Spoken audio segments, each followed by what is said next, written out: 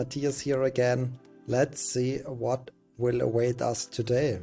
Stacks got very deep at this point, I can see that. I have no problem being a little bit honest to you guys, so up to 100 bb, this is the area which I commonly face in MTDs, and this is also the area where I'm very comfortable.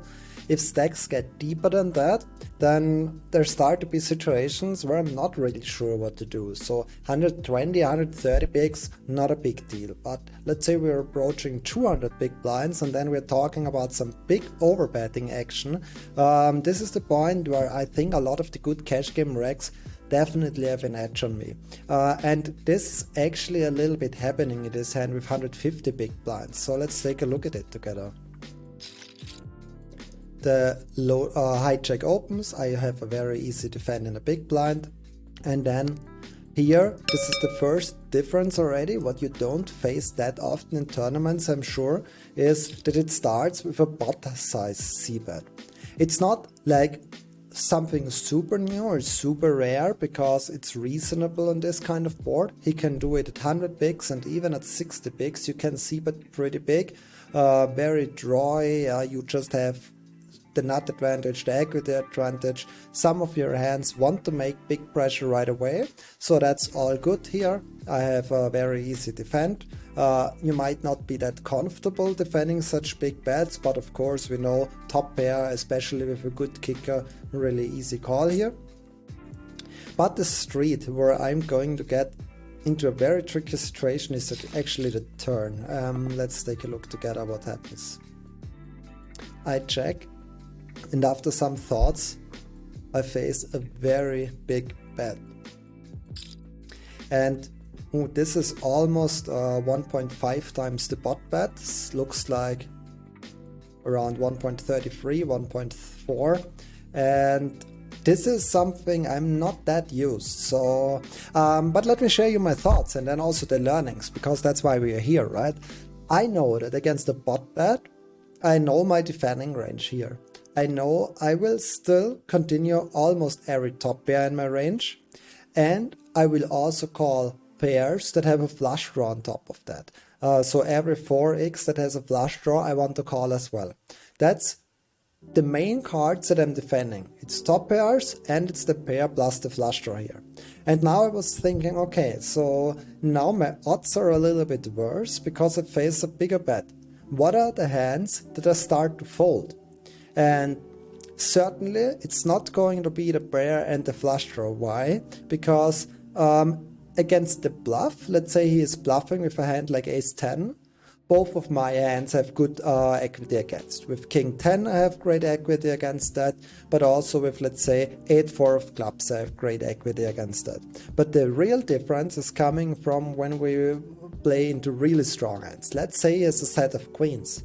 Then with an 8-4 of clubs, I still have equity, and with this hand I'm drawing dead. And that just happens like that against every single hand, which he is currently ahead against me. That 8-4 of clubs overall just performs a lot better. So certainly I'm not going to start folding hands where I have pair and a flush draw, and therefore we have to start folding our top pairs, was my conclusion. And that's also correct. And the next question is, what kind of top pairs should we fold out? The most obvious first thought for some of you, or for a lot of you I'm sure, is that I should continue this because it's a pretty strong top pair, right? So let's continue king jack, let's continue king 10, and let's fold out the weak ones, king deuce, king 3. But now I'm here to surprise you. The answer is no, because the kicker is not that relevant. He's never going to use this size with a hand like king 7. So it's not so relevant, do I have king 10 here or do I have king deuce here? The part that is really relevant here is, how do you interfere with his value hands, or how do you interfere with his bluffs? And then and here a hand like king deuce is better than a hand like king 10, because he's bluffing plenty of hands that include a 10. He can bluff jack 10 like this.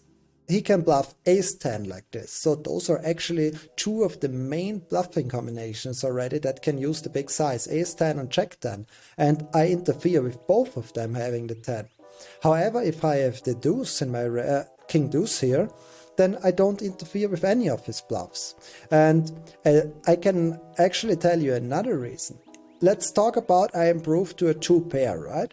If I had king 8 or if I had king deuce and I improved to a 2 pair, now I can say that I'm pretty comfortable. Of course, if he had a set, now I'm beat, but hands like ace king and those hands I just beat, and yeah, I'm pretty comfortable. And all his bluffs, his potential bluffs, ace 10, ace jack, jack 10, jack 9, whatever, all of them missed. So I have a hand where I'm comfortable calling down.